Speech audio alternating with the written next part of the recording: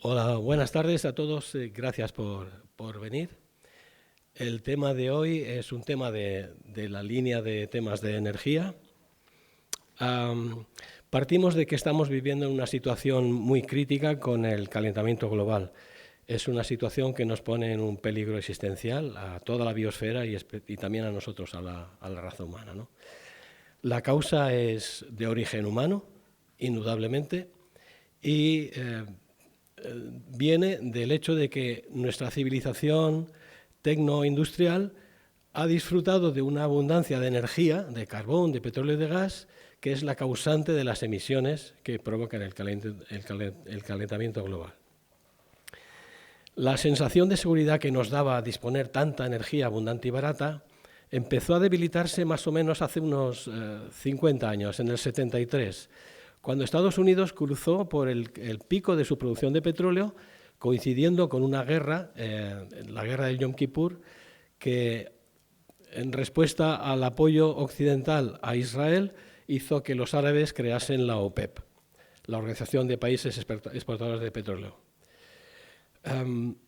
Desde entonces, pues la disposición de energía abundante ha sido una preocupación de las naciones ricas y occidentales, y han hecho todo lo posible por asegurarse un suministro seguro. Por un lado, mediante tratados internacionales, como la Carta de la Energía, que nos obliga en Europa, el TTIP, en fin, los cientos de tratados internacionales que hay, y cuando las cosas se ponen duras, pues mediante acciones de fuerza o militares, ¿no? Kuwait, Irak, Irán, etcétera, etcétera. Bueno, ahora mismo nos encontramos, después del sexto informe del IPCC, ante la evidencia de que tenemos forzosamente que descarbonizar la economía, electrificar todo lo que se pueda y reducir el consumo de combustibles fósiles al mínimo posible. Y estamos en una vorágine de instalación de energías renovables, de eólica, de fotovoltaica, y los demás países pues están tratando de asegurarse suficiente generación renovable y están incluso asegurándose suministros de gas y de petróleo. La situación es muy incierta. ¿Podremos hacer una transición energética ordenada y pacífica? ¿Habrá medios para hacerlo? ¿Qué nos espera? ¿Qué nos espera en esta década? Pues damos las gracias a Emilio Menéndez, doctor ingeniero de minas, que nos va a exponer su posición, su pensamiento sobre el horizonte que tenemos de aquí a 2030. ¿De acuerdo? Gracias.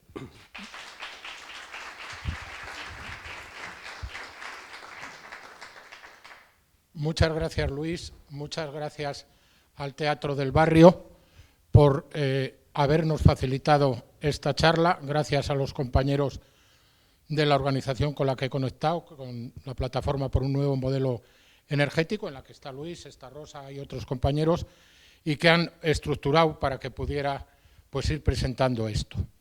Voy a hacer una pasada relativamente rápida, luego podemos dialogar, porque quiero dejar tiempo para que después podamos discutir cosas. Porque aquí traigo más interrogantes que respuestas y veremos que hay muchas incertidumbres. Primero vamos a pasar sobre algunas pequeñas cosas o grandes cosas que nos afectan a la visión del mundo. La charla va a ser más bien global, aunque al final hablaré de nuestro país.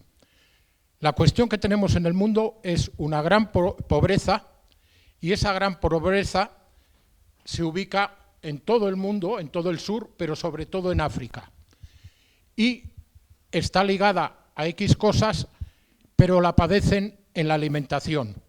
En el mundo hay 800 millones de personas con hambre, es decir, la 10ª parte de la población mundial, y los precios de los alimentos se disparan. Se disparan cuando hay una crisis, se disparan cuando hay una confrontación, o se disparan o dispararán en función del cambio climático y las sequías. Pensemos que además somos los ricos del norte quien de alguna manera nos quedamos con los alimentos. De la exportación de alimentos o de grano desde Ucrania, España ha sido el segundo comprador. No ha ido al norte de África, donde falta el pan. Ha venido aquí, donde demandamos 7 millones de toneladas de cereales adicionales a lo que se produce en este país para alimentar el ganado y comer no patatas con carne, sino mucha carne con pocas patatas. Ese cambio cultural desde hace 50 años lo hemos de tener en cuenta. Bien, Luis ha comentado el tema del cambio climático.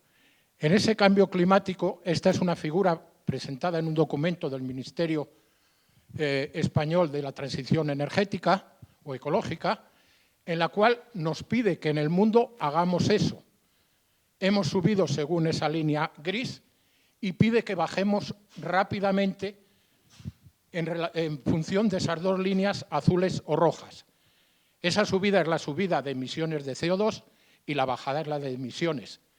A cualquiera, si se lo enseño a mis nietos, me van a decir, oye, abuelo, ¿de qué hablas? Si hemos caminado así, de repente nos cambiamos todos y descendemos. No, no se van a cumplir los objetivos, lo cual no quita que debamos trabajar para que se cumplan, pero no nos debemos engañar en el solitario. El cambio climático está ahí, lo podemos llamar calentamiento previo al cambio climático, y va a ser dramático, sobre todo dramático para los países del sur. ¿Por qué digo esto? Porque si miramos las emisiones, nos encontramos que las correspondientes al este de Asia, aquella flechita de rayas, son la tercera parte del mundo, pero no son del este de Asia, son básicamente de China. ¿China qué ha hecho? Ha salido del subdesarrollo, entre comillas, porque todavía tiene 100 millones de personas que no reciben servicio eléctrico, a una situación industrial en la que ha construido muchas infraestructuras necesarias. Y esas infraestructuras necesitan hierro, acero, cemento y otras cosas. Si nos fijamos en otras flechas, vemos que hay países con mucha población, y en esta charla vamos a hablar de África e India frente a China. ¿Por qué? Porque los tres territorios tienen 1.400 millones de habitantes, China se ha desarrollado, emite mucho, y África y la India, más otros, están pendientes de hacerlo. Por lo tanto, van a incrementar emisiones. No debemos engañarnos. Otra cuestión es que debamos tratar de reducir, pero saber a dónde vamos. No podemos contarnos mentiras nosotros mismos. Hay otra cuestión que nos controla o que nos condiciona, que es la economía. Podríamos estar hablando mucho tiempo de ella. Lo único que traigo aquí para hacer una referencia es que a veces hablamos de los bancos y de las instituciones que conocemos. Son estas que aparecen aquí en azul, en su cantidad monetaria como financiación a terceros. Pero hay una gran tacada que son instituciones no financieras. Son los fondos soberanos de algún país que miramos, no sé si con envidia como Noruega, de otro país que miramos a veces con sonrisa, que es Qatar, y también los fondos buitres. Y fijaros que en la financiación de lo que queramos, la mitad es la línea roja de la derecha. Es decir, son flujos monetarios que no somos capaces de controlar la sociedad y que los gobiernos no sé lo que hacen. Luego hablaré de Qatar y alguien me dice, ¿pero por qué hemos hecho esas estupideces de llevar el fútbol allí? Pues porque son los que tienen dinero. Bien, tenemos que hablar también del poder de la tecnología. ¿Quién controla la tecnología? ¿Quién lo mueve? He traído una fotografía de un cambio tecnológico que se dio en el siglo XVI. Podríamos charlar mucho de por qué Don Quijote los ataca. Él, mejor dicho, Don Miguel, supo que había algo, y ese algo también es algo que se impuso. Don Miguel hablaba de las aceñas, hablaba de otra forma de moler, de otra estructura económica. Esos molinos llegaron por unos que si alguien de aquí es de La Mancha, le sonará los Fúcares, y si va a Almagro, verá quiénes eran, los que controlaban las minas de Almadén y controlaban la riqueza de este país. Bien, dicho esto, no podemos olvidar lo que hemos comentado antes, la pobreza. Tanto la pobreza en el mundo como la pobreza en este país. Hay un libro últimamente que me parece muy interesante de leer porque tiene muchos números, que es El edificio España. Es una idea en la cual sobre un edificio de 10 plantas se van situando las décimas partes de este país. Los más pobres están en el sótano, el 10% más rico está en la parte alta. Y explica cómo hay flujos de dinero, de trabajo, de miedos, de pobreza. Esa es una parte a estudiar aquí, cuando hablemos de lo que nos corresponde a nuestro país, y es algo a mirar hacia otros. Es una parte que aquí quiero sí significar la organización que me ha ayudado a venir aquí, que es la Plataforma por un Nuevo Modelo Energético, porque entre las cosas que trabaja muy bien todo este tema de lucha contra la pobreza energética en este país. Otros en la organización estamos más bien de teóricos. Bien, en ese sentido he preparado una charla que la tengo muy amplia y la fui cortando para poderla poner aquí, con lo cual quizá vean que hay algunas láminas que no hilan muy bien porque he tenido que ir cortando. Vamos a mirar al mundo hacia atrás, pensando en lo que ha dicho Luis antes de la crisis energética del 73, porque nos puede enseñar cosas. Antes de la crisis energética del 73 ya entramos en la dependencia por el petróleo. Entramos en los años 20, pero esa parte no ha lugar a que empiece a contarla, pero tiene sus cosas de interés. Y sí decir que, por ejemplo, ya antes de llegar a esa crisis, nos trajo esto que alguno de vosotros se acordará, la guerra de Biafra, los desplazamientos de niños, las hambres, los problemas que allí hubo. Nigeria es un país muy grande, tiene 1 millón de kilómetros cuadrados, hoy tiene 200 millones de personas como habitantes, es decir, tiene el doble de densidad que España, y en los años 60 se sabía que había petróleo en el delta del Níger. Se produjo una crisis de gobernanza y el intento de separación de la parte que se creía rica. Al final todos son pobres, porque la maldición de los recursos pesa mucho sobre ellos. En aquellos años ya empezamos a hablar, o empezaron a hablar de cosas que hoy se recuerdan y deberíamos recordar. Algunos de vosotros habréis leído a José Luis San Pedro por las novelas tan entrañables que hacen. También fue un gran economista y sobre todo quiero recordar que fue uno de los primeros que asumió los límites de los recursos. Ya el Instituto Tecnológico de Massachusetts lo había presentado, pero él, en sus clases de economía, planteó una cuestión. Es mucho más importante reducir la pobreza que incrementar la riqueza. En el trasfondo de ello había, no podemos seguir creciendo ilimitadamente. Y es algo que han pasado 50 años y no hemos sabido gestionar. Me voy a extender en un poquito en esa crisis del 73.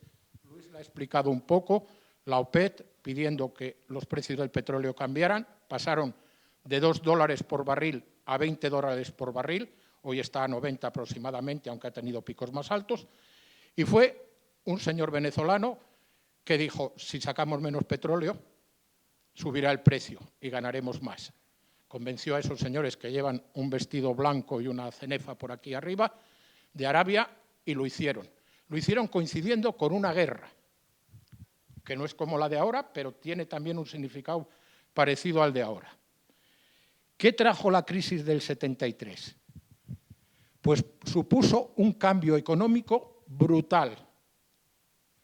Ahora hay quejas de que se va a subir los impuestos a la parte alta de la sociedad. En Estados Unidos hasta el 73, la parte alta de la sociedad pagaba más del 60 y 70% de impuestos y lo tenían asumido. En ese momento se desborda el nuevo liberalismo y se reducen los impuestos. ¿Qué es lo que trae consigo eso? la deslocalización de los capitales. Lo que antes os comenté de que más de la mitad está en fondos financieros que no controlamos y, evidentemente, en las gestiones de los bancos que nos dan sustos de vez en cuando. Nos dieron el del 2008 y hace poquito el Credit Suisse dijo, ay, me voy a poner a hacer una tirolina, y nos asustó a todos. Entonces, estamos con un mundo económico que es heredero de ese 73. Aparecieron los Chicago Boys, usaron a Chile como un lugar de ensayo y estábamos ya en la Guerra Fría. En esa Guerra Fría se confrontan Estados Unidos, su OTAN, la Unión Soviética y sus estructuras sociopolíticas. Volviendo a lo que es puramente energía, la crisis del 73 trajo un cambio muy fuerte. Hasta ese año 73, la fracción pesada del petróleo, que es la de la parte baja en azul, y la fracción media suponían casi las 3/4 partes de todos los derivados del petróleo. En ese momento, al subir el precio del petróleo, el mundo económico le da vueltas y dice, tengo que tener más valor añadido. ¿Qué es lo que da más valor añadido? Irme hacia los compuestos medios y ligeros. Como veis aquí, ya en el año 2010, el 90% de los productos son ligeros. Hemos desmadrado la movilidad, tanto en automóvil como en avión, también en barco. Los cruceros han crecido mucho en los últimos años.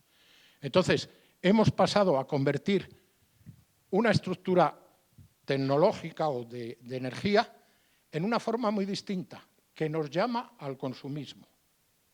Y ese consumismo es parte de la crítica que hemos de comentar aquí.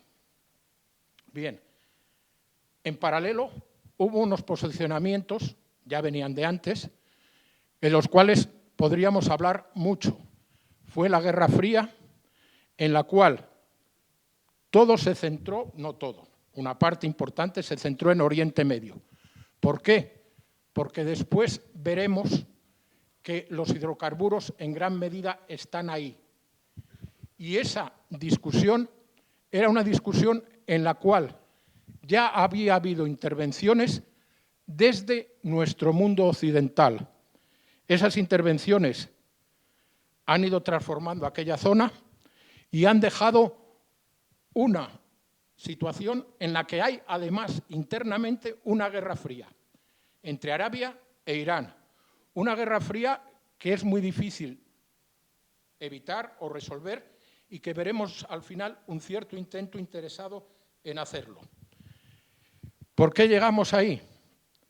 Pues porque había habido una serie de intervenciones de Estados Unidos en todo lo que fue Oriente Medio junto con Gran Bretaña, moviendo a Israel, quitando al gobierno de Irán y volviendo a traer al Shah, etcétera, etcétera, que hacen que desde el otro lado Rusia o la Unión Soviética se mueva volviendo a lo que en el siglo XIX se llamó el Gran Juego. Si miramos el mapa del mundo, Rusia tiene difíciles salidas al mar. Tiene que buscar una salida hacia el sur. Ya en su día se enfrentó con Gran Bretaña, con el Imperio Británico, para quedarse con Uzbekistán, con Afganistán y demás. Bien, ahora retorna y se vuelve a meter en un lío. Se mete en su lío de Afganistán, del cual tiene que salir y retirarse. No voy a entretenerme más, pero que veamos que ya había esa confrontación. No voy a hablar de América Latina, la presencia de Kissinger con Pinochet, etcétera, porque estaban dividiendo el mundo en aquel momento solo entre dos imperios. El Imperio Británico era un comparsa, Francia ya no contaba y los demás no estábamos. Y China no estaba. Veremos después que sí aparece China. Bien, en ese contexto, nosotros tenemos que plantearnos ahora la transición ecológica, que tengo dudas de si va a ser solo energética y tendrá algo de ecológica. Entiendo que los gobiernos pongan la palabra ecológica rápidamente, pero la palabra ecológica debería incluir muchas cosas. Bien, ¿qué es lo que nos pasa al pensar en ese cambio que tenemos que hacer de todo nuestro sistema energético? Pues tenemos que volver a los quesitos y mirar cómo es el consumo de energía. El consumo de energía en la parte de consumo final tiene unos 10.000 millones de toneladas equivalentes de petróleo que se dividen en trozos que conviene analizar. El trozo de arriba de la derecha, ese 30%, es industria, que tiene una componente complementaria más abajo, que es el 10% de materias primas energéticas para la industria, es decir, es un 40%. Nosotros podemos pensar que ya no necesitamos más cemento, que no vamos a construir no sé qué cosas, que no necesitamos mucho hierro y demás. Pero si vamos a África o vamos a la India, decimos hay que hacer edificios para la gente, hay que hacer el metro, hay que hacer una serie de cosas.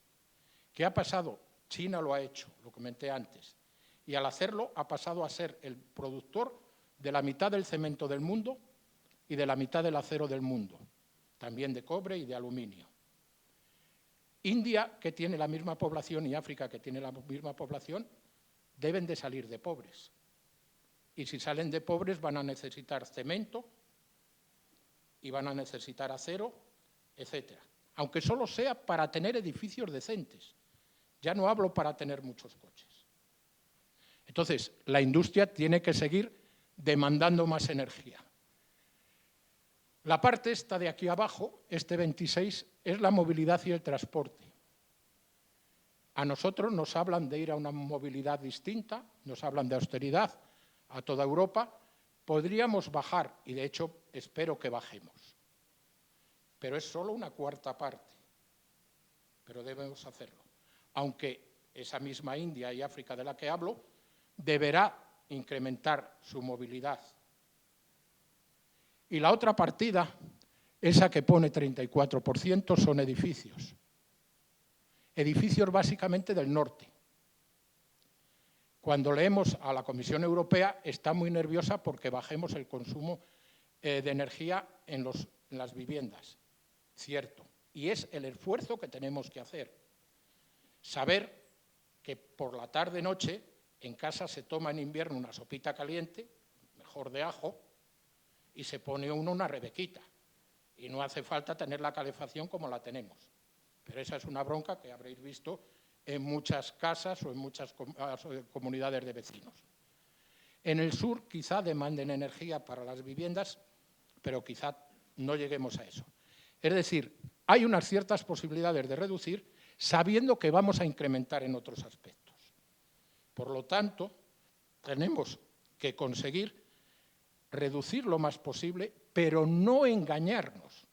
Decir que vamos a subir solo 2 grados de temperatura en este siglo es engañarnos y, por lo tanto, no comenzar a tomar medidas para dar respuesta a eso, a lo que venga con ese cambio climático.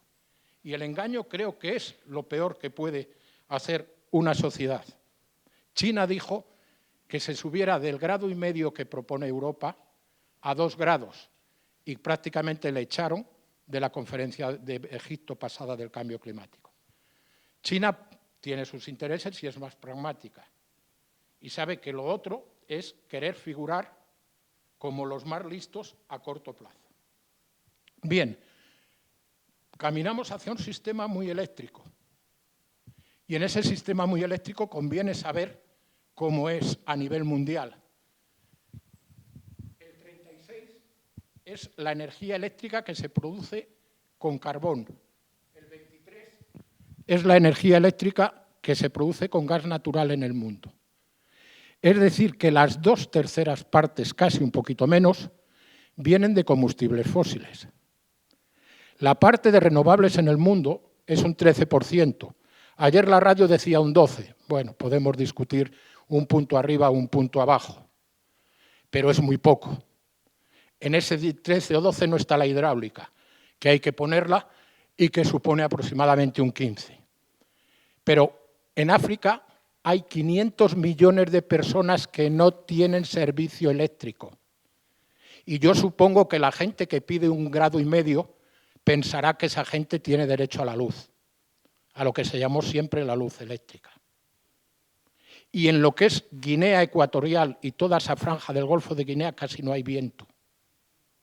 Están desarrollando su electricidad con gas natural. Y África del Sur la desarrolla con carbón. Por lo tanto, no podemos decir mentiras a nosotros mismos. Va a haber consumo de combustibles fósiles. Y ese pensar en el futuro nos lleva a que miremos cosas. Está muy bien que empresas, organizaciones y países dibujen el ideal. Yo también lo hice cuando era profesor en la Politécnica. Ahora ya no lo hago. Doy clases y ya no dibujo el ideal que no se va a cumplir. Este es un dibujo de una empresa alemana, de una organización alemana, que dice, podríamos ser así de buenos. Toda la franja amarilla de la derecha es energía solar. Pongamos el mundo con energía solar, pongamos el mundo con energía eólica, que es la franja azul, y quitemos todo lo negro. Bien, pero antes hemos dicho que hay unos poderes, hay unos dineros, hay unas inversiones y hay necesidades de materiales. Entonces, eso hay que entender que no es tan fácil resolverlo. Como vamos a hablar de geoestrategia, hay que hablar de si necesitamos o no combustibles fósiles. Y en esa necesidad, leyendo unas cosas y otras, me he atrevido a hacer ese dibujo. Ese dibujo pensando en el año 2050. Nosotros en este momento, la humanidad, consume 10.000 millones de toneladas equivalentes de petróleo como fósiles.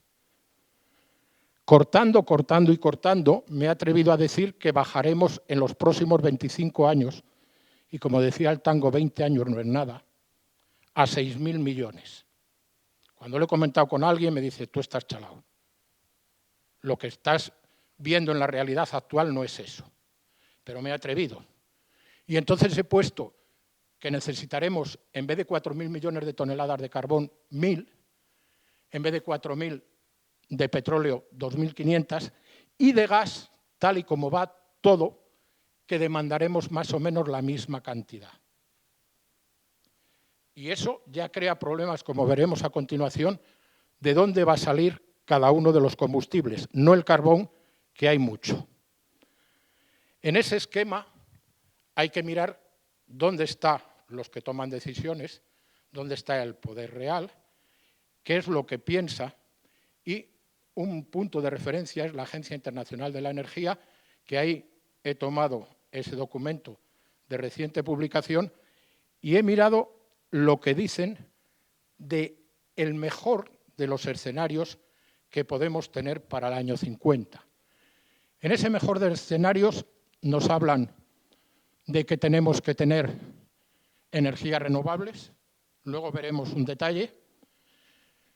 Nos hablan de que vamos a seguir con poco carbón, pero vamos a seguir, de que tendremos una cantidad significativa de petróleo y que tendremos también gas natural.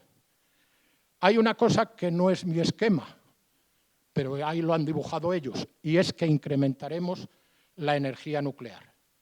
Creo que es un riesgo que ahora, cuando hablan de la guerra de Ucrania, de Zaporilla y demás, no lo recuerdan, y creo que no está la cosa clara. De hecho, cuando se han cerrado hace 2 días las centrales nucleares en Alemania, ha habido claras discusiones, quedaban solo 3 grupos, de qué es lo que vamos a tener. Y Francia, que es nuestro vecino del norte, en su debate de elecciones pasadas, se manifestaron la mayoría de los partidos políticos a favor de la nuclear y contrarios a ocupar territorio con eólica y con solar.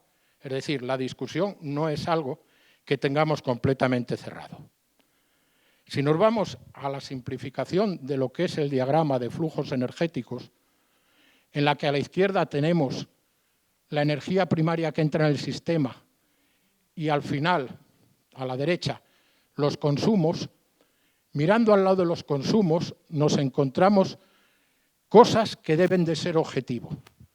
Fíjense que allí los cars, los coches, son una pequeña partida.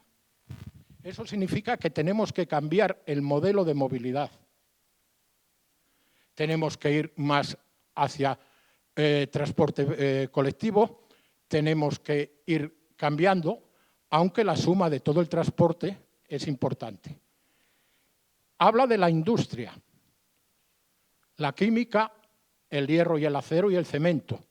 Es decir, hay industria básica que va a consumir, quizá menos de la que se tendría con el modelo convencional, pero está. Y habla de otras industrias, consumimos muchos cacharritos, y nos muestra que los usos residenciales y servicios, es decir, los edificios, tienen una opción de reducir el consumo energético. Y quizá es la partida que hoy en España tenemos más clara. Deberíamos rehabilitar viviendas, deberíamos ser austeros y deberíamos bajar ahí. ¿Qué nos dice? Cosas a tener en cuenta. Nos dice aquello de arriba, que son combustibles fósiles. Nos dice una cosa que a mí me preocupa, que son las 2 rayas verdes, que es bioenergía. Teóricamente, como ingeniero, puedo decir que eso es así, que yo puedo hacer una plantación de eucaliptus grandísima y obtener biometano, o que puedo plantar otras cosas y tener combustibles, que incluso puedo introducir hidrógeno y tienen una confianza clara en el sistema metiendo hidrógeno para llegar a esos combustibles. El que vayamos al hidrógeno no es mi mayor preocupación. La preocupación es que vayamos a esa bioenergía sin ninguna conversación, diálogo, estudio ambiental de los territorios, etc. En este país se ha dicho que vamos a hacer 2 grandes instalaciones de biometanol en lugares donde se plantan eucaliptus. Y el eucaliptus tiene sus más y sus menos. Y con esos territorios no se ha hablado para nada de cuál va a ser la biomasa. Y las ideas de mucha biomasa de América Latina o mucha biomasa de África circulan por el mundo. Y si lo llevamos a eso sin haber hablado con África y arreglado con África, es ese expolio que hicimos durante el siglo XVI al siglo XX. No nos pongamos una vestimenta blanca, sería eso. Bien, hablan de mucha electricidad. Y fijaros que sí, hay solar y viento, pero dentro de todo este esquema no es tanto como la gente pueda creer. Hace 20 años 2 organizaciones me dijeron si quería hacer un documento sobre 2050 100% renovables, eólica y solar. Dije que no. Sigo hablando con ellas, pero dije que no porque no me salían entonces los números. Y hoy no me salen. Y sé que los que estamos en ese aspecto crítico conviene no ser aireados, porque se quiere confiar mucho en ese 1,5 grados, que para mí es el gran elemento de crítica a hacer en este momento. Bien, podríamos extendernos mucho sobre los materiales estratégicos. He traído solo el cobre. En España se han recuperado minas de cobre. Esa es la Corta de Cerro Colorado, en Huelva, que se ha vuelto a abrir. Se ha vuelto a abrir porque el precio del cobre se ha disparado. Pero hay muchas dudas de si tendremos suficiente cobre, suficiente zinc, suficiente neodimio. Del neodimio mejor no hablamos porque es un elemento extraño, pero el cobre y el zinc nos suena a todo el mundo, el latón de la tonera. Y en este momento, como muestra de lo que puede pasar con el cobre, pensemos que en Chile la mina que tienen en Chuquicamata, en vez de tener unos 300 metros como esta, tiene 1 kilómetro. Y abajo del pozo, mejor dicho, de la cuenca, han hecho un pozo de 400 metros para seguir sacando cobre, poniendo en riesgo a la población minera, porque tan abajo, si les falla la ventilación, es un accidente seguro. Entonces, no tenemos claramente tantos materiales y lo que sí además no podemos decir y que nos vengan de África y que nos vengan de Asia o que nos vengan de América Latina. Si queremos jugar a esta historia, también tenemos que jugar aquí. Y eso sé que también es una cosa que no gusta oír. Bien, en esa situación vamos a hablar de los combustibles que tenemos disponibles. Podemos tomar informaciones de diversos entornos y que nos dicen algo que yo he traído aquí porque el dibujo me pareció muy exagerado, pero lo he tomado de una publicación en la red. Como se ve, el carbón hay mucho, y efectivamente es así. El carbón lo hemos considerado maldito. Emite 5 toneladas de CO2 por tonelada equivalente de petróleo, y el petróleo emite 3,3, emite más. Pero del petróleo estamos calladitos como muertos. Somos como el fraile belga, o el obispo belga, del siglo XIV, que dijo: pudieran ser reos de excomunión aquellos que usen carbón, porque es negro, está debajo de la tierra, huele a azufre, señal inequívoca de su relación con el maligno. Y tenemos esa situación. Vamos a una concentración y oímos: carbón, carbón, no, no, no, no. Pero hemos ido en coche o en autobús, usando petróleo. ¿Qué nos pasa? Que tenemos gas natural y petróleo y alguien dice que solo hasta el 2050. Bueno, no es así. Hay para más tiempo. Ese más tiempo está unido a la tecnología. El cambio en la minería de la tecnología lo sabemos desde hace mucho tiempo. Cuando los enviados de la Corona de España llegaron a América, cogían plata de las vetas. La acabaron pronto. Y entonces un cura de Lepe, que nos reímos mucho de los de Lepe, desarrolló un sistema para sacarla con amalgamación con mercurio. Y entonces de repente hubo mucha más plata. Bueno, pues sin que lleguemos a ese extremo, va a haber más petróleo y más gas. Ahora, vamos a ver dónde está y cómo lo digerimos. El problema está ligado a que estamos atrapados. Yo escribí ese libro con una estudiante hace 10 años, recordando lo que había pasado hacía 20 con el Prestige.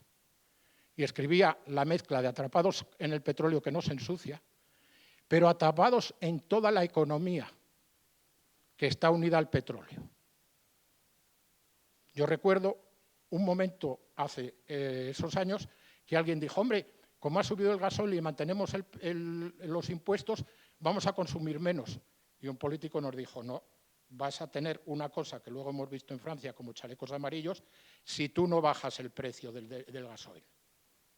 Estamos en una sociedad que si mañana queremos quitar el petróleo de forma drástica, se arma la revolución. Entonces, estamos atrapados en él y vamos a ver dónde está y cómo lo gestionamos, sabiendo que no debería ser tan utilizado como está ahí. ¿Qué es lo que nos encontramos? Pues nos encontramos una gracieta.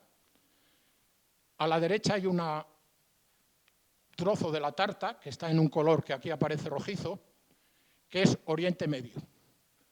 En Oriente Medio, como os decía al principio, Estados Unidos metió los deditos, los había metido antes Gran Bretaña, y hay un lío bastante gordo. No haría falta buscar petróleo en el mundo, en ningún yacimiento nuevo, si allí hubiera paz y se decidiera extraer el que allí hay. Otra cosa es que si miramos la lista de extracción, nos vamos a encontrar que no son para nada los primeros extractores salvo Arabia Saudita. Entonces, hay ese problema. El siguiente cuestión a considerar se une a esa cuestión tecnológica.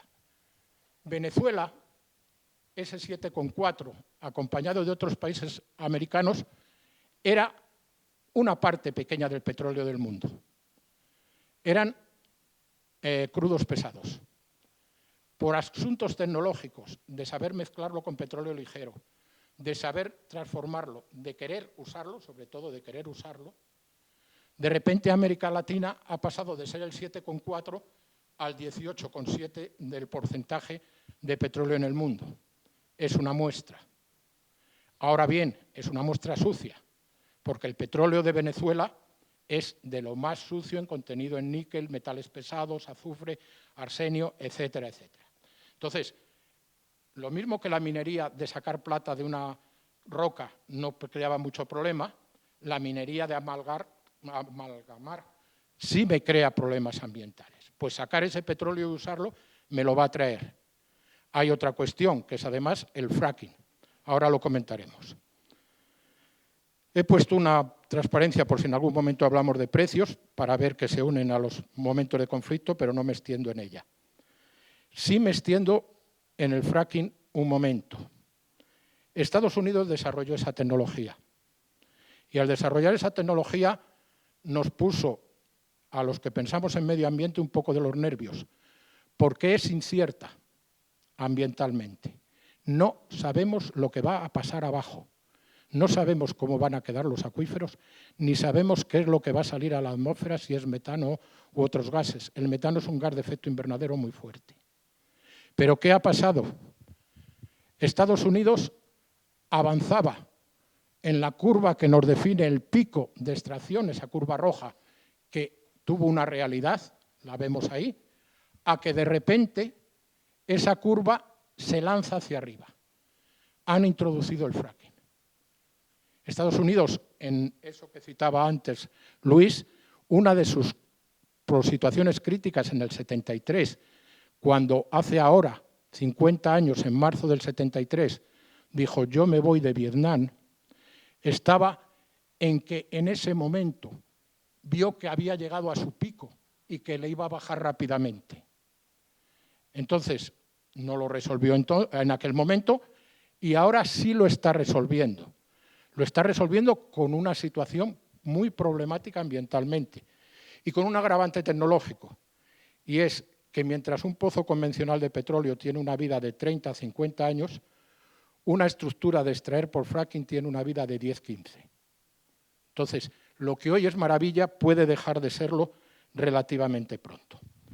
¿Qué pasa con el fracking? El fracking utiliza las estructuras muy profundas que podíamos asociar a la roca madre de la formación de los hidrocarburos para extraer de esas pizarras o esquistos los dos hidrocarburos.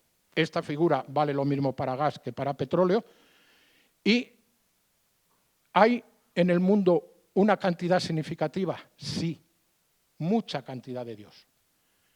Aquí hay una lista en la parte petróleo y en la parte gas en la que vemos que, por ejemplo, China aparece claramente, pero China ha dicho que no, que ya bastantes problemas ambientales tiene como para meter el fracking. Y supongo que si la dejan en paz y puede comprar gas y petróleo en otro sitio, no lo hará. Si no la dejan en paz, puede ser la repuñeta. Argentina tiene mucho, lo ven aquí, tanto en petróleo como en gas. ¿Qué ha hecho? Ha empezado ahí. Ahí había una empresa que todos conocemos que era Repsol o que es Repsol y que cuando el gobierno argentino le dijo saca los hidrocarburos de la vaca muerta, dijo, la vaca muerta es el nombre del yacimiento, dijo yo me voy. En este momento están usando a Exxon, que es una de las empresas que tiene una historia contaminante más significativa. Argentina se ha colocado ahí y bueno, pues ellos lo han hecho, pero fijaros que esas manchas están por toda la Tierra. Las que tienen un color más apaisado, más diluido, son las que no están perfectamente estudiadas. Francia ha dicho que no, nosotros hemos dicho que no, Polonia dice que ya veremos y Rusia no sabemos lo que va a hacer. Pero hay hidrocarburos bastantes que no se deberían sacar si creemos algo en el tema del calentamiento global. Porque si se sacan, no serán 2 ni 3, quizás sean 5 grados lo que subamos de temperatura. Bien, mirando dónde están los hidrocarburos, y de momento hablamos del petróleo. Y vamos a focalizar la mirada en África, porque para mí África es algo o un entorno al que no debemos dar la espalda. África tiene en el norte bastantes yacimientos de gas y petróleo, Argelia y Libia. A Libia se le deshizo como país pensando que alguien iba a controlar eso, no se ha controlado. Desgraciadamente oigo alguna cosa, es que Argelia también se la quiere descontrolar. Para nosotros puede ser dramático. Hay en el centro de África, bueno, en el centro no relativamente, desde el Chad hasta Sudán. A poco que hayáis puesto la televisión o comprado el periódico, habréis visto que Sudán no está tranquilo. está habiendo problemas. Los 37 fallecidos al cruzar la valla de Melilla procedían mayoritariamente de Sudán. Era gente que buscaba refugio político. Es decir, tenemos ahí un entorno complicado. Y el otro entorno donde hay mucho es aquí, en el Golfo de Guinea. En su día fue la Costa de Oro, que fueron los portugueses a buscar oro, después fue Europa a buscar esclavos, y ahora buscamos langostinos y buscamos petróleo y otras cosas. Hemos distorsionado esos países brutalmente. Quien vaya a Angola se encontrará la desigualdad más extrema. Vamos a sacar cosas de ahí, energía, pero deberíamos mirar un poco cómo sale. En ese contexto, y solo como anécdota, introduzco la parte correspondiente a Marruecos. Nosotros hemos cambiado de política en el norte de África de una manera que nadie ha explicado. Ese cambio no sabemos lo que tiene debajo.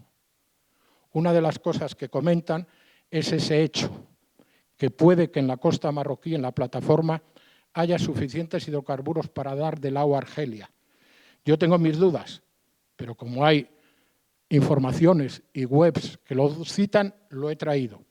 Quiero decir que, como antes os decía, hay muchos interrogantes y hay que, al menos, enterarse de cómo son las cosas.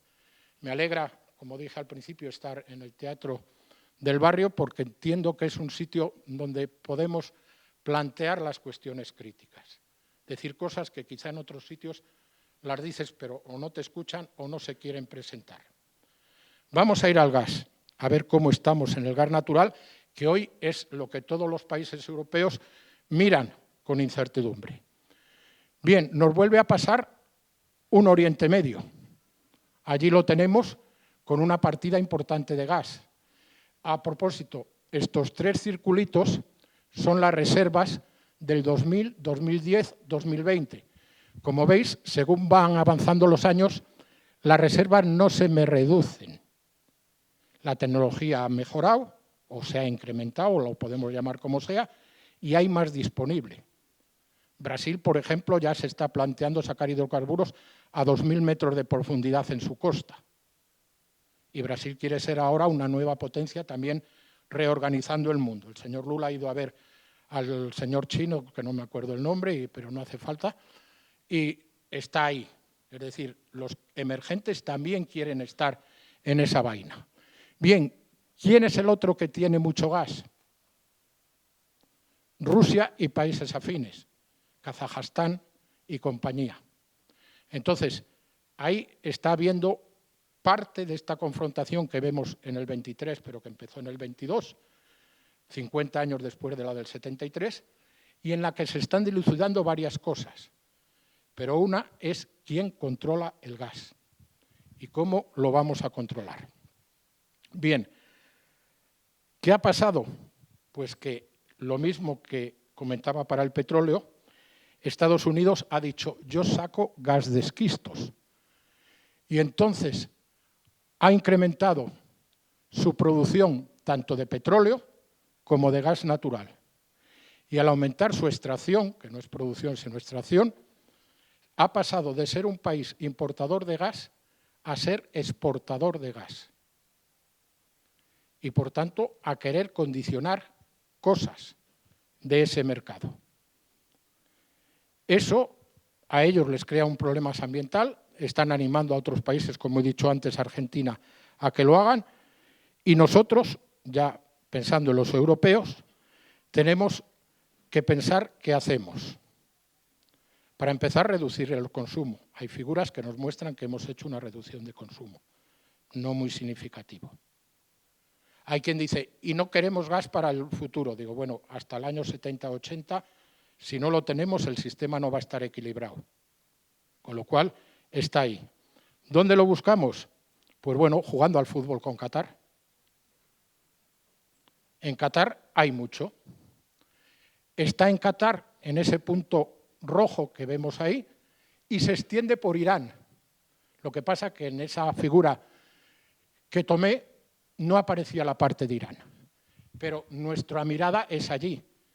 Y pensemos que no solo ha sido el fútbol, ha sido ir allí y aplaudir todo lo que ha pasado, haya habido trato digno a las mujeres o haya habido trato digno o no digno a los trabajadores. El Mundial de Fútbol de Qatar supuso posiblemente más de 1000 fallecidos en accidente laboral. Entonces, accidente laboral que no es porque se haya roto una cuerdita y alguien se haya caído del andamio. Ha sido por unas condiciones de trabajo que son impresentables. Pero vamos a seguir jugando a ello. Entre otras cosas porque si navegando en la red conseguimos entrar en la página de Iberdrola y le llegamos a la desglose de accionistas, veremos que el 8% de los accionistas de Iberdrola es el Fondo Soberano de Qatar. Es decir, no solo tienen gas, sino que están ya aquí, de una manera o de otra. Y por lo tanto, pues hemos al menos de entender qué pasa ahí. Como digo, me preocupa mucho África, porque en el dibujo de ese diagrama energético nos encontramos que África tiene como consumo final de energía muy poquito. Tiene un mínimo en industria, una cantidad pequeña en transporte y una cantidad relativamente grande dentro de ellos, en otros. El otros, dentro de lo que escribe la Agencia Internacional de la Energía, son edificios. Pero si viajamos a África, encontramos que lo que hay en otros es leña. No hay combustibles. Y efectivamente es la línea verde que vemos que es más gruesa que las otras. Restos de biomasas de cualquier tipo. Entonces, África en el Sahel se está deforestando. ¿Por qué se deforesta? Porque no puede, no es capaz, no le dejamos, veamos cómo es, usar sus recursos. Porque esto saca bastante petróleo, pero no sigue hacia el consumo final. Se cae por aquí abajo hacia la exportación, igual que el gas. Entonces, a lo que jugamos, podemos hacernos los locos y decir que es culpa de ellos, pero estamos jugando a una cosa que no es para nada ni mínimamente equilibrada. ¿Qué esfuerzo se está haciendo en África? Pues el esfuerzo que se está haciendo en África es buscar nuevos campos donde haya reservas. Y como veis, han crecido y aparecen países nuevos, como está allí Mozambique. También se puede poner a Costa de Marfil y se pueden poner a otros países. Como decía antes, en Costa de Marfil no hay viento. Entonces, hoy por hoy lo que pueden hacer es poner ciclos combinados y lo están haciendo. Yo digo el Cairo porque no me sé decir el nombre de donde ha sido la conferencia del clima. Hubo una discusión y un compañero de ecologistas, Habibi, me pidió que hablara de África, porque en la discusión que allí hubo es si va a haber gas y era ¿para quién? ¿Para que África salga de o para nosotros? Pensemos que nosotros en España consumimos 5.000 kilovatios hora por persona y año. Ponemos el límite de pobreza energética cuando en una casa llega menos o se usa menos de 1.000 kilovatios hora al año o 1.500 kilovatios hora. El consumo medio en África es de 500 kilovatios, la décima parte que el español, kilovatios hora por persona y año. Pero con unas asimetrías brutales. Hay 500 millones de personas sin servicio eléctrico. Entonces, ¿vamos a necesitar gas de allí? Sí. Ahora, ¿cómo lo vamos a tomar? Y ahí pues hay cuestiones a ver cómo se resuelven y demás. Hay una figura que a mí no me convence nada, que es de un escrito reciente que dice: Europa se abastecía de aquellas líneas rojas. Era gas que venía de Rusia y su imperio. Vamos a dibujar África para que sea nuestro suministrador de la manera que aparece aquí a la izquierda. Y vamos a entrar en estos países de África, Mozambique y otros, para ver cómo nos pueden dar hidrocarburos. Tenemos un diálogo doble. Un diálogo de que vamos a hacer una transformación energética y un diálogo en el que decimos, pero queremos todos estos combustibles. ¿Por qué? Yo empecé a trabajar en las energías renovables en el 92. Creo en ellas, sigo trabajando en ellas, pero sé que tienen límites y que necesitan hidrocarburos o gas durante un tiempo. Y esa es la cuestión. Quizá habría que explicar claramente, decir, sí que juego a los hidrocarburos porque los necesito. Ahora, ¿cómo voy a jugar en África? Pues no lo sé. ¿Qué es lo que espera el mundo energético? Pues está mirando a esto, los hidrocarburos del Ártico, porque el Ártico ya está casi transitable. Y en los hidrocarburos del Ártico aparecen muchos campos, todos esos rojillos, de gas. También aparecen en otros sitios. Curiosamente, ¿en qué lado aparece más el gas? Pues aparece en toda la desembocadura de los ríos de Siberia. Si os acordáis de geografía, que estudiábamos el Yenisei, el Obi, el Lena y no sé cuántos. De esos ríos. ¿Por qué? Porque los hidrocarburos están donde hubo grandes ríos en conexión con el mar. En el Golfo Pérsico estaba el Éufrates y el Tigris bíblico. Y por eso está ahí. También está en otros sitios. Entonces, en el Ártico va a haber, y leyendo, te encuentras uno de los artículos que encontré que es Putin aspira a controlar el Ártico. Y me digo, sí. Y sus armas más armas las tiene puestas allí. ¿Lo puede hacer? No lo sé. Sé poco de armas y la verdad es que me da bastante miedo. ¿Es cierto que vamos a necesitar? Pues sí. La misma organización que me decía antes, aquel dibujo amarillo, que podíamos llegar a muchas renovables y etcétera, cierto.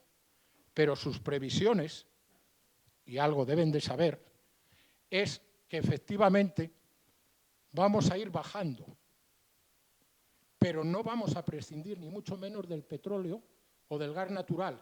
Vamos a bajar más en el carbón que en los dos hidrocarburos. Y por tanto va a estar ahí la discusión de cómo nos vamos a abastecer. Hay figuras que nos van diciendo cosas y demás. Tenemos que mirar en la electricidad, porque todos al hablar de transición energética entendemos que vamos al vehículo eléctrico, a la casa electrificada, etcétera, etcétera. La electricidad es el 20% del consumo final de energía en el mundo y queremos que suba al 30, al 50 y a más. Y eso no se hace de un día para otro. Pero ese 20% del mundo es casi el 25% en Europa, pero el 10% solo en África. En China es el 30%. Están caminando fuertemente. Entonces, todo ese cambio está ahí, pero lleva tiempo, lleva mucho tiempo. A mí, una vez cuando hablaba de estas cosas y de otras, una persona en Galicia me dijo: «Unha muller ten un fillo en 9 meses. 9 mulleres non ten un fillo en un mes». Y es algo a tener en cuenta. Hay gente que dice, ¿y eso está hecho? No, no está hecho, no nos engañemos, por favor. Entonces, ¿cómo está pasando el tema de la electricidad? Pues en 25 años hemos doblado la generación en el mundo. ¿Pero quién la ha incrementado? Unos que son amarillos y que en la figura los ponen también de color amarillo. Es decir, el desarrollo de China ha hecho que haya habido ese incremento. Hay más cosas, pero es el incremento básico.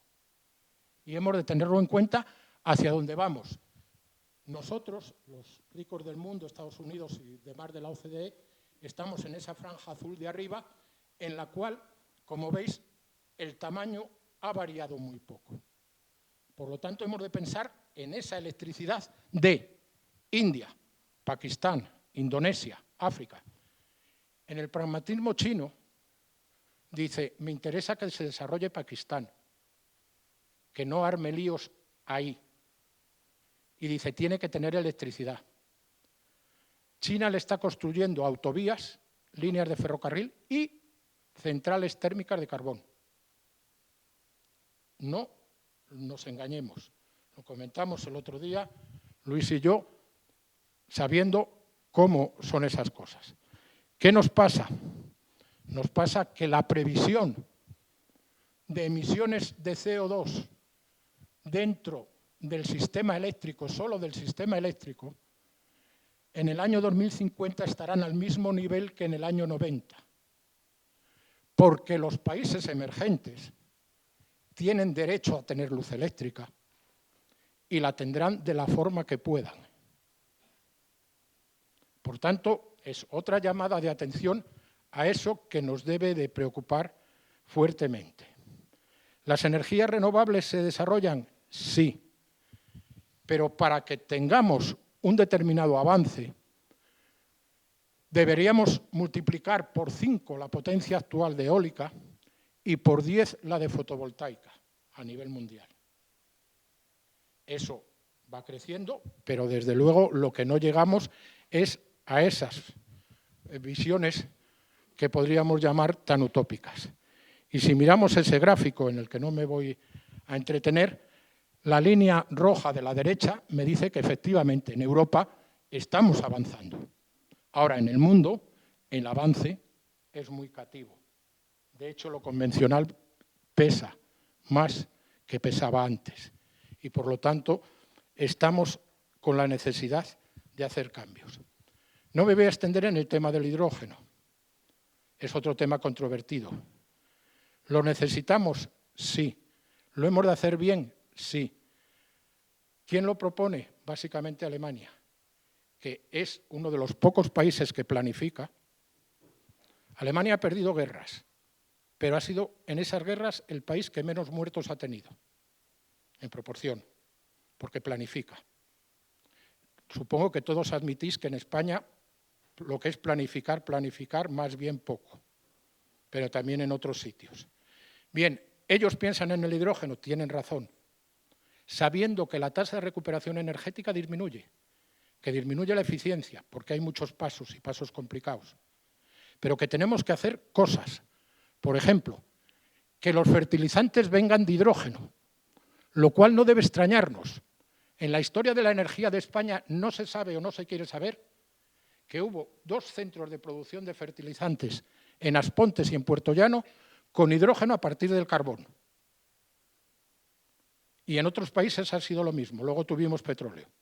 Luego sustituir esas materias primas de hidrocarburos por hidrógeno es factible, es caro, tiene problemas, pero hay que hacerlo. Pero también se pueden hacer otras cosas. Llevar los derivados, el hidrógeno derivado, a flotas de automóviles. El municipio de Albacete quiere poner una flota de autobuses con hidrógeno. Supongo que los pasará difícil, pero es un intento. Es algo que nos viene de ese intento alemán. Y la cerámica de Castellón también quiere hacerlo. Por tanto, es algo que está ahí, que no nos va a cambiar mucho, porque, entre otras cosas, el periodo de maduración de una tecnología energética es como mínimo 20 años. Por lo tanto, el que os cuenta esta historia lo verá, pero solo relativamente. Y bueno, ahí veis en un mapa de Europa, con una salida hacia Holanda y Alemania, el circulito de allí arriba, el interés que tienen en hacer ese cambio. Como vamos hablando de geopolítica, convendría echar un vistazo a lo que nos pasa hoy, aunque sea muy rápido. Lo que nos pasa hoy, he querido traer una referencia a Galeano, porque la industria de las armas se está poniendo las botas. En su día, una persona que viene por este teatro, Carlos Taibo, planteó que si los sindicatos serían capaces de decir no a la fabricación de armas. Lo habían hecho otros pensadores, y de Habana, pero que conviene que se diga. Porque efectivamente dan trabajo y sobre todo dan mucha riqueza a quien está metido en esa historia. Entonces, ¿qué es lo que nos pasa en Ucrania? En Ucrania está en la confrontación de 2 imperios. Uno ha amenazado con que este va a ser amigo mío, el otro ha dicho que no, y además quiere cosas. Tenía una serie de transparencias contando la historia de Ucrania. Fijaros que la ciudad de Odessa la dibujó un arquitecto español en nombre de Catalina la Grande, emperatriz rusa. Por tanto, los límites nunca han estado por allí muy claros. Otra cosa es que, aprovechándose de eso, alguien diga, y encima invado y mato y hago lo que sea. No, pero hay que saber de dónde nos vienen las historias. Las historias de la bestialidad rusa no las vamos a comentar, pero de la sutileza del señor Biden sí tenemos que comentar. Un año antes, exactamente un año antes de la guerra, cuando la señora Merkel y el señor Putin, yo tengo respeto a la señora, a él no, se reunieron para encontrar una vía de relación entre Alemania y Rusia en base al comercio. Alemania le vendería coches, todo lo que quisiera, el otro le daría gas y tal, y dibujaron el gasoducto Nord Stream. Al poco, el señor ese aparece un día de nieve en un artículo de France 24 horas diciéndole a la señora Merkel: tú serás muy lo que quieras, pero ese gasoducto no me gusta. El hijo del señor Biden había estado en Ucrania en negocios del gas. Y después empezó esta guerra. Esa guerra tiene componentes, porque al que le hace la puñeta es a China. También le hace a todo el mundo, al norte de África, que no va a recibir alimentos. Pero China había dibujado la nueva ruta de la seda para su comercio con Europa. China es un imperio que se basa en el comercio. En el siglo XV tenía un gran almirante con unas grandes flotas y dijo que no iba a jugar a la guerra, que le interesaba más jugar al comercio. Recibía la plata de México y mandaba al puerto del Callao sedas, porcelanas y demás. El mantón de Manila no se fabricaba en Manila. Era un mantón de seda china que salía de China a cambio de plata, pasando por Manila, y estaba el tornaviaje que Urdaneta elaboró para que los barcos pudieran, etcétera, etcétera. Hubo una primera globalización en que China, que no le vamos a defender porque también es un imperio y va a la suya, al menos no quería hacerlo a lo bestia, o por lo menos trataba de hacerlo de otra manera. Bueno, pues el más perjudicado es China en este momento, porque sí vive de los dineros y los necesita mucho. No se puede permitir bromas, aunque sea dueño de una parte importante de los fondos que circulan por el mundo. Algunos matices a los que tenemos que volver, sí. Vuelvo a ese gran juego que se definió en el siglo XVIII y que a mí, curiosamente, una profesora de historia me lo contó en un viaje a Samarcanda, a Uzbekistán, y nos dio una gran charla sobre el lío del Imperio Británico y Rusia. Tenemos que estamos con Rusia y el control de sus fuentes energéticas, con China con sus capacidades comerciales, India que tiene que salir de pobre y Estados Unidos que sigue en el cowboy. Casi todo el cine que nos llega de Norteamérica es el cine del bueno y el malo. Y en su cultura han simplificado y nos han traído esa simplificación. Lo hemos visto aquí incluso en películas españolas. Alguien que podría resolver el problema del gas, que es Irán, está ahí truncado desde el año 53-54.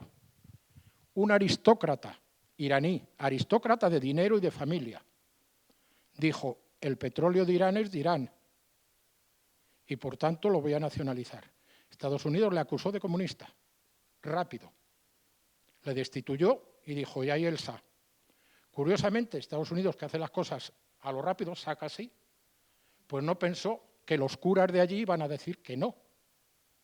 Los curas de allí se exiliaron en Francia y cuando volvieron odiaban a Estados Unidos en su más profunda conciencia. Los ayatolás, que no nos gustan. Entonces, el mundo es bastante poliédrico y tiene bastantes cosas. En eso de que no es que yo quiera ser chino, ni mucho menos, sí que entiendo un poco a lo que juega China. Ha conseguido algo que hasta ahora no se había conseguido, que el señor de la túnica blanca de Arabia Saudita y el otro señor de Irán se sienten con ellos a hablar. Evidentemente, China está necesitada de hidrocarburos y posiblemente esté pensando: vale, si no puedo vender en Europa, voy a vender en el Gran Sur. Voy a entenderme con estos, con África, con América Latina. De hecho, Lula ha ido allí a decir: ¿A qué jugamos? Al parchís o a la oca, y China va a moverse. Eso le pone de los nervios al cowboy, porque dice, ¿a qué va a hacer este? Y hay un motivo para que la armen, que es Taiwán. En esa situación de China, los que hayáis sido aficionados al cine, podéis recordar esa película. A China se la humilló profunda y fuertemente. Aquella película era los europeos y Norteamérica se presentan en Pekín y dicen cómo tiene que hacer la señora emperatriz las cosas. Y las hizo. Pero eso queda en los países. Nosotros nos metemos con Inglaterra porque nos han contado que fue la pérfida Albión toda la vida. Con razón o sin ella. Vale, China está tratando de ser lo que fue en el mundo. Y eso, pues, tendremos que gestionarlo. ¿Lo hacemos? Pues sí. A los dos guapos de nuestra película los mandamos allí. Dos chicos altos, bien presentados, elegantemente vestidos, discretos, pues han ido a hablar con este y después con aquel. Una persona a la que recomiendo leer es a Sulio Ríos, tiene una ubicación en Vigo, en un centro de información sobre China, que es bastante potente. El rey fue a arreglar cosas económicas. El señor Sánchez, supongo que también, pero sospecho que iba de adelantado. No exactamente el adelantado de la Florida que decimos en España, sino el adelantado de la Comisión Europea. Porque después ha ido Macron, ha ido la von der Leyen, ha ido etcétera, etcétera. Este fue el primero que fue allí y bien, ahí estamos. Voy a tratar de acabar pronto. Nosotros estamos avanzando hacia un cambio climático en el que no estamos resolviendo esas cuestiones. En ese avance ya he dicho una serie de cosas y cito el tema de las migraciones que se están dando por razones climáticas. Repito que China es el ejemplo del tercer mundo. Hace unos años, la revista que dirige Martínez Alier me pidió que hiciera un estudio sobre China y los datos que daba yo en aquel estudio se están medio cumpliendo. Es decir, que se avanza hacia unos consumos de combustibles fósiles que están ahí. Si seguimos el mundo de la India a través de sus centros de cine, que son varios, son 3, veremos que van cambiando a la sociedad. El indio es muy pacífico, muy quieto, pero está dejando de serlo. Entonces, el gobierno indio va a querer tener un país. Entonces, hemos de pensar en los efectos globales, en todo el mundo. Yo ahí he puesto solo 3 flechitas.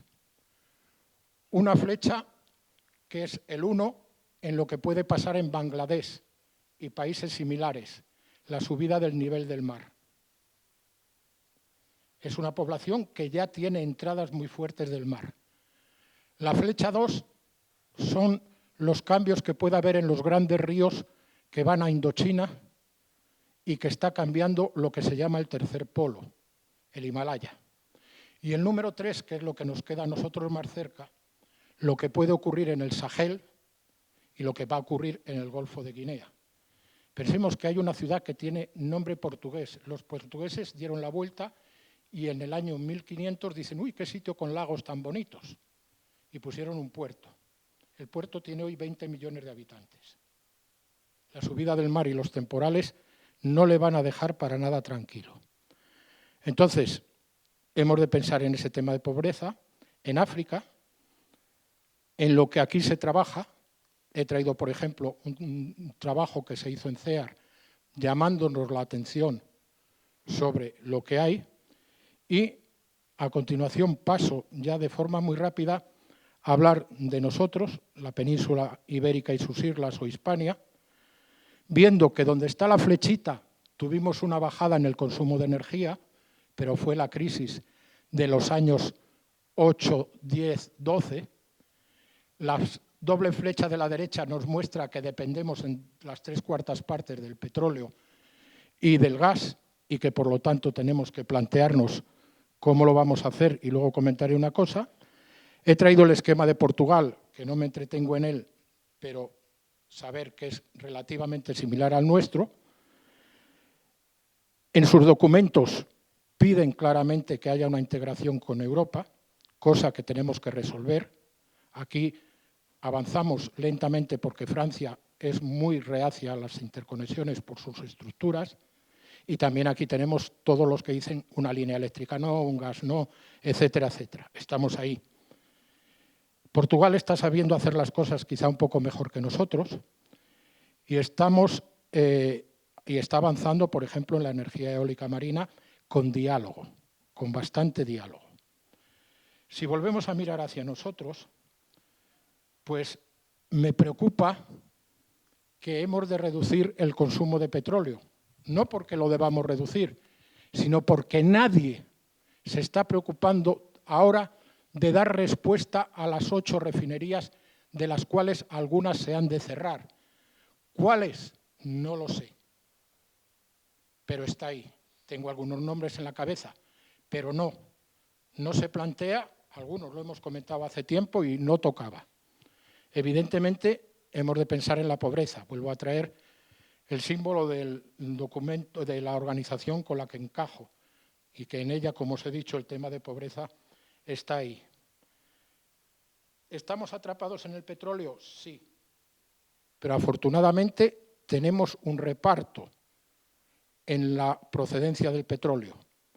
La flecha gorda de la izquierda nos muestra que viene mucho de África.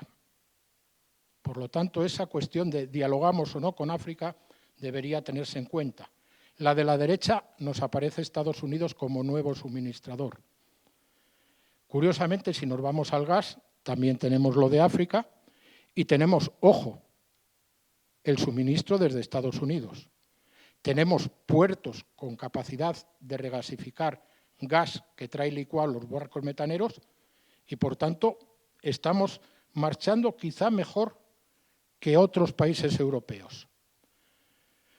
Posiblemente podamos avanzar hasta el año 30 sin excesivos problemas. Subirán los precios del petróleo y del gas, pero quizás sin problemas. La cuestión está en que debemos sacar las renovables hacia adelante y tenemos muchas asimetrías en el territorio.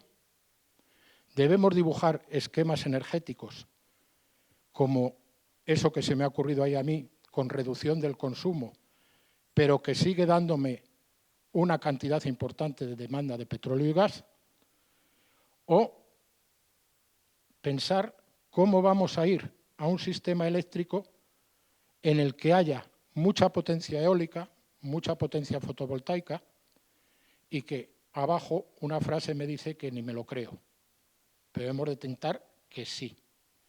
Entonces, las incertidumbres están ahí, no me voy a entretener en ellas, y sí decir que hemos de plantearnos con transparencia qué nos pasa con el vecino más cercano de África.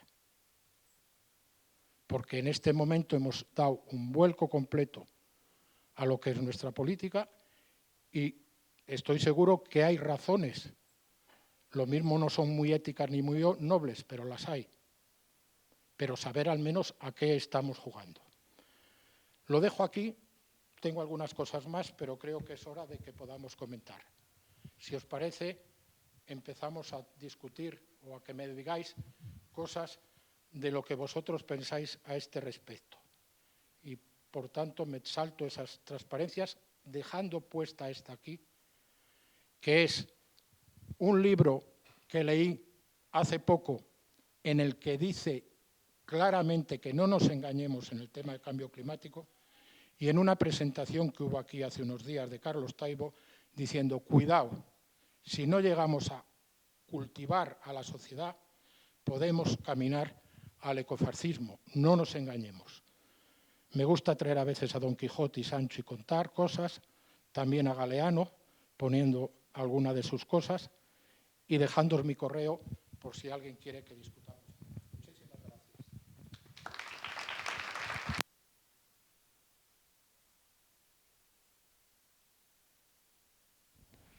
Hola, buenas tardes. Quería preguntarle si sabe algo de la fusión nuclear, el ITER, el experimento que están haciendo del ITER de fusión nuclear, y si eso tiene algún viso de generar algo. Gracias. Perdón, soy muy crítico con el tema de fusión nuclear. Yo terminé la carrera en el año 70. Había un espacio de tiempo de 50 años para que lo tuviéramos. Ahora, cuando leemos otra vez, sigue habiendo 50 años. Técnicamente hay unos problemas, para mí, muy difíciles de resolver. Tener un plasma que esté a más de 1 millón de grados, aunque no vaya a tocar las paredes, me parece que no es técnicamente viable. Entonces, no creo en la fusión nuclear, sí que creo que hay intereses y que se descubren cosas y se aprenden cosas, etcétera, etcétera, pero no hay fusión. Con un agravante, la sociedad piensa que lo pequeño es bello, que lo distribuido está bien, pero la fusión nuclear no va a ser una cosa de autoconsumo. La fusión nuclear serían, en el supuesto de que dentro de 50 años funcione, instalaciones muy, muy grandes y de muy altísima inversión, y por lo tanto de concentración del poder fuertemente. Aquí no hemos hablado de ello, bueno, al principio dije poder y tecnología, no hemos hablado. Estamos sufriendo una concentración brutal de poder. Si hay fusión dentro de 50 o 80 años, la gestión del mundo será de 3, 4 o 5, pero nada más. Entonces, no es mi ilusión. ¿Pintamos algo trabajando en ella? Pues no lo sé.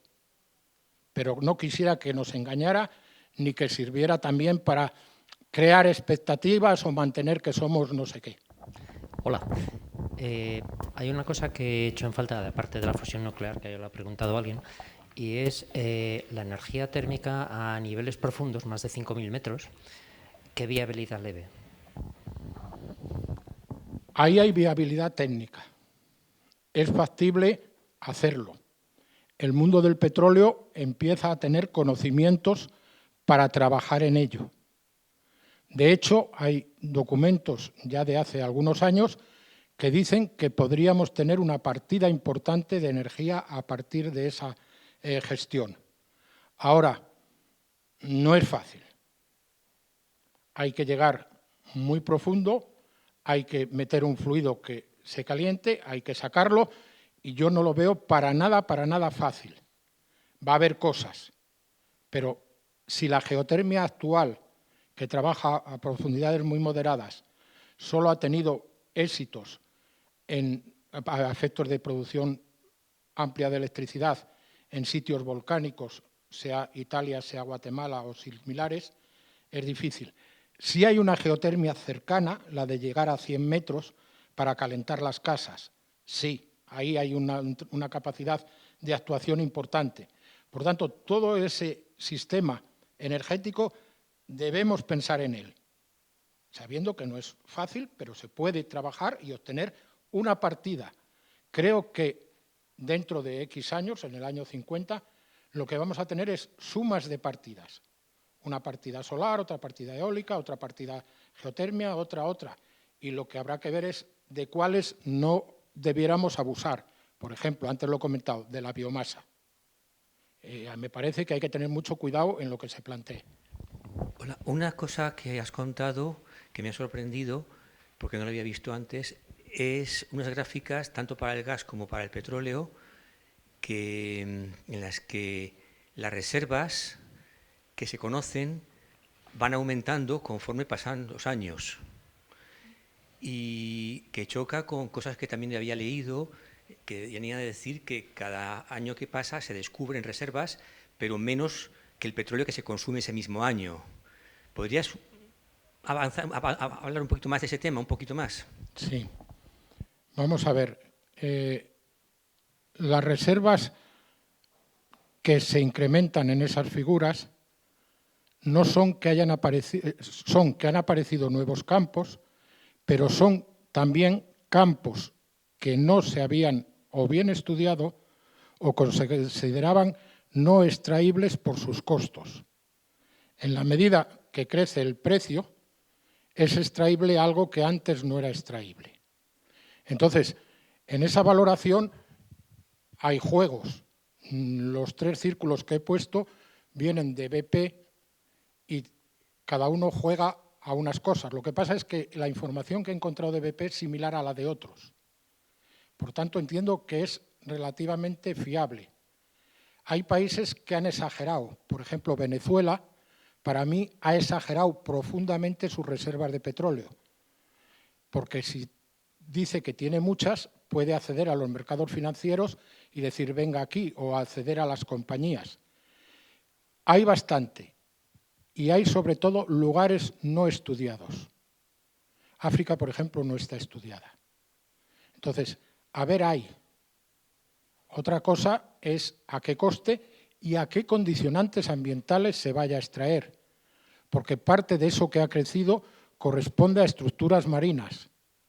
Y jugar con el mar, cuidadito, porque no sabemos cómo se desarrolla la tecnología allí. Un político puede decir, ¿qué hay en la plataforma? Que se saque de la plataforma lo mismo que de tierra. Y dices, no, cuidado. ¿Qué va a pasar con lo que deje la plataforma de extracción? ¿Qué va a pasar con lo que hagas en los fondos marinos? ¿Qué va a pasar con una serie de cosas? Entonces, Álvaro, tienes razón al plantear esa cuestión, pero sí creo que va creciendo. De hecho, el fracking nos ha mostrado que hubo un salto de escalón en el crecimiento. Posiblemente en esa valoración de reservas ya alguien está incluyendo esquistos y pizarras. Gracias. A ver, en este deseo de la humanidad, en principio, de irnos a energía solar, etcétera, he tenido conocimiento repetidamente de una oposición de grupos siempre con posibilidades económicas de, por ejemplo, pagar a un alcalde para que no ponga aerogeneradores en su municipio porque les molesta el ruido de los molinos por la noche y duermen mal. Otros que se quejan de que, hombre, que si ponemos aerogeneradores en el mar... Es decir, hay una especie de oposición culta que no sé si es que lo contamos mal, las ventajas de esto, o es mala voluntad o es egoísmo. No sé si me puedes aclarar algo. Sí. Vamos a ver. Hay razones para decir sí y para decir no a tener en cuenta. Una es el tema de las asimetrías, que enfada. Por ejemplo, en esa gráfica, los que están en línea roja son comunidades autónomas de muy alto consumo energético y de muy baja participación. Yo no quiero. En Madrid se presentó un proyecto de construir un parque eólico en lo que es la sierra por donde van los túneles hacia la carretera de Asturias y Galicia, y se dijo no porque es muy visible. En otros sitios es igual de visible. Entonces, ¿qué es lo que nos pasa? Pues, entre otras cosas, que tenemos un desarrollo con un alto grado de asimetría sin diálogo, en el que luego después hay muchos matices. El sábado pasado me fui a ver la ciudad romana de Valeria, en la provincia de Cuenca. Y desde donde está la recuperación arqueológica se veía a lo lejos un parque. Le pregunté a la persona que nos enseñaba, digo, ¿os molesta ese parque? Dice, a mí no. Digo, ¿y? Dice, al pueblo sí. Digo, anda, ¿y por qué? Porque querían que estuviera aquí porque da dinero. Digo, pero si está aquí lo tendríais encima del yacimiento arqueológico. Bueno, se podría buscar y tal y cual. Digo, ¿ha habido otra razón? Dice, sí, en esta zona anida la alondra ricotí y es un ave en protección. Había bastantes alondras y tengo 2 fotos buenas de ellas. Es decir, es un tema en el que no va habiendo diálogo. Lo que va habiendo es la empresa que dice que se pone o alguien que dice que ahí toca. Pero diálogo hay poco. Y en esa cuestión sí que hay un tema. Os he comentado el caso de Francia, que dice no. Aquí yo creo que se podría poner mucha eólica y mucha solar, pero yendo con la palabra por delante y llegando a los acuerdos que haya que llegar. Yo viví los primeros años de la eólica. también de algo de la fotovoltaica, porque participé en la planta Toledo PV que hay sobre el río Tajo. No tuvimos problemas. Se pagaban unos alquileres, éramos pocos, había desarrollo industrial, que ahora ya no hay tanto, y se podía hacer. ¿Se puede? Sí, pero hay que encontrar cómo entrar en esa dinámica. Y esa dinámica yo veo que no se desarrolla, no está habiendo diálogo en este momento. Por eso en esta gráfica, lo que pongo ahí, esa es la situación de hoy, y para el futuro hay que poner diálogo, diálogo y diálogo. En tu charla, Emilio, he hecho en falta una exposición relacionada, a ver si me explico, he hecho en falta todo lo que tiene que ver con el EROI, es decir, con la energía de retorno una vez invertida. Y creo que cuando se tiene en cuenta este factor, el pensar en la posibilidad de generar energía, sea o no sea renovable, pero el pensar en generar energía de una manera ilimitada es absolutamente imposible. Y creo que las condiciones en las que se está moviendo la economía en este momento y el desarrollo tecnológico y todo lo que tiene que ver con la energía renovable, en concreto con la solar y con la eólica, va a significar, en el mismo momento en el que no tengamos posibilidades de quemar petróleo o carbón, una disminución muy importante de la posibilidad de generar energía para mantener los niveles económicos o vitales que tenemos en este momento por parte de la humanidad en su conjunto. Hay un fenómeno que lo conoces bien, que es el que tiene que ver con la entropía, y al generar energía de fondos que son limitados, queramos o no queramos, incluyendo la renovable, es imposible. El sol se oculta todas las noches, los vientos se calman y el pensar que podemos generar de manera continuada, en consecuencia, toda la energía que estamos demandando actualmente, lo veo absolutamente inviable. No sé qué opinas de esto. Vamos a ver, Pepe, me he sentado porque la respuesta puede ser larga. Al principio, Luis, cuando ha presentado la charla, ya ha planteado que tuvimos más o menos medio siglo XX de lujuria energética. En ese medio siglo XX la tasa de recuperación energética del petróleo llegaba hasta 1 a 100, es decir, por cada unidad que poníamos sacábamos 100.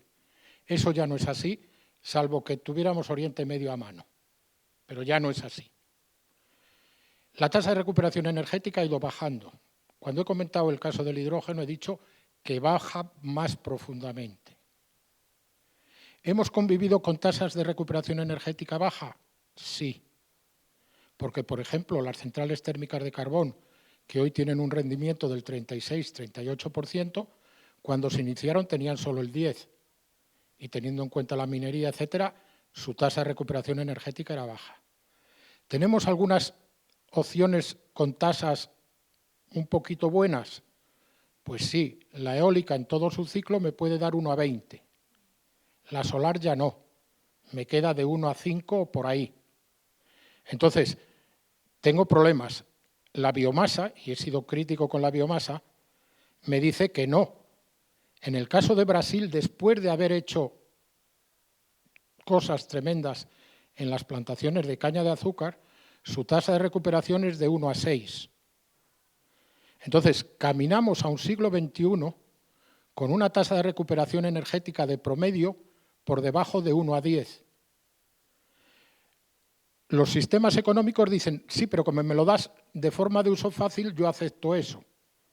Pero eso va contra el sistema natural, va contra el sistema lógico de funcionar en la Tierra y, por lo tanto, deberíamos moderar fuertemente nuestro consumo energético. No solo nuestro consumo energético, también nuestro consumo de otros bienes, sean alimenticios, bióticos o geóticos. Y, por lo tanto, ir a otro tipo de sociedad.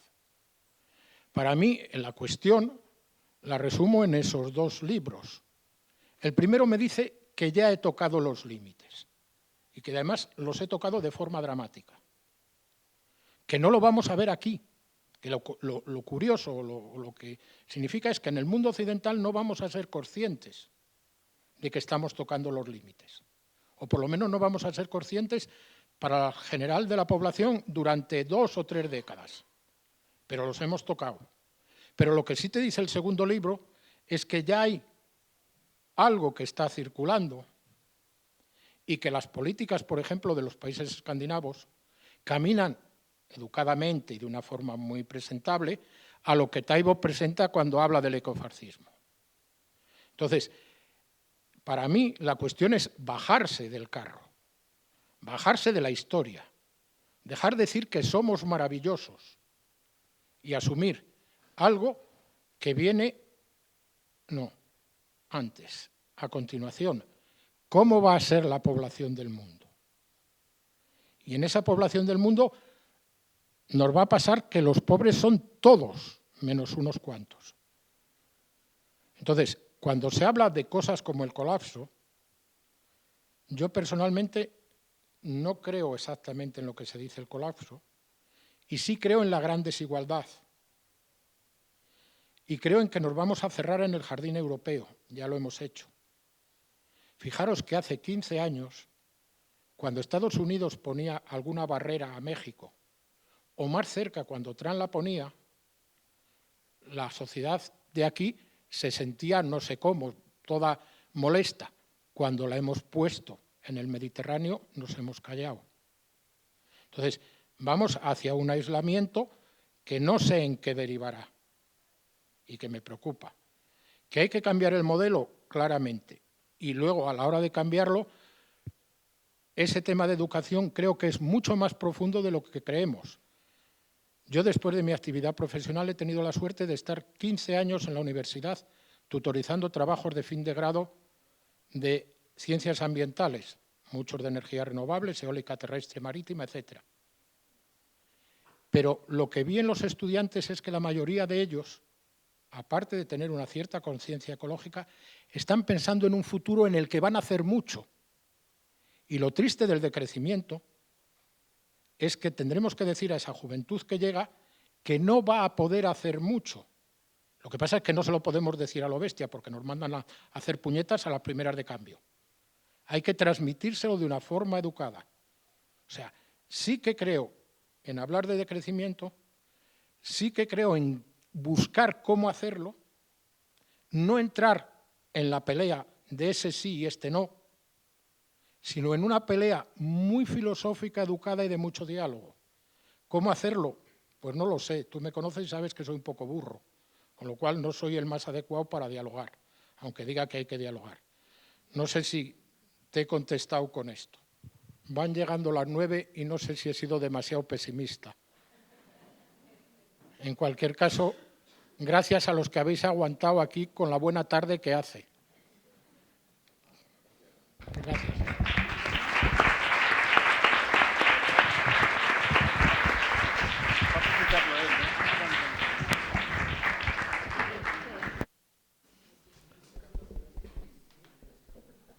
A ver, ¿se oye? Sí.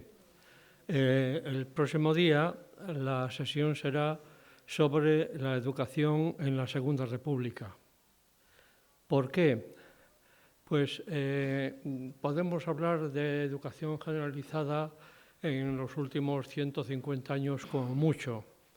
Y sin ninguna duda, el periodo en que la educación estuvo más cuidada y mejor hecha fue en el corto periodo de la República. Sabían cómo había que hacerlo y lo hicieron porque el gobierno de la República, sobre todo los gobiernos progresistas, pensaban que era una de las mejores vías para sacar a España del retraso secular. Sabían cómo había que hacerlo porque ya desde finales del siglo anterior la Institución Libre de Enseñanza había estado investigando y diseñando cómo había que hacerlo.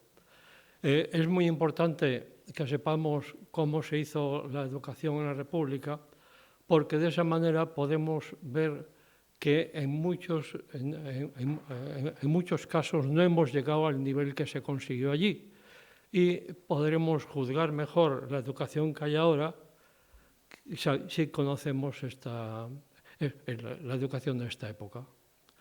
Aparte de esto, y ya para finalizar, os rogaríamos que rellenaseis las encuestas que están aquí y ahí fuera, porque es muy importante para nosotros conocer vuestras opiniones y vuestras necesidades, ¿no? Muchas gracias.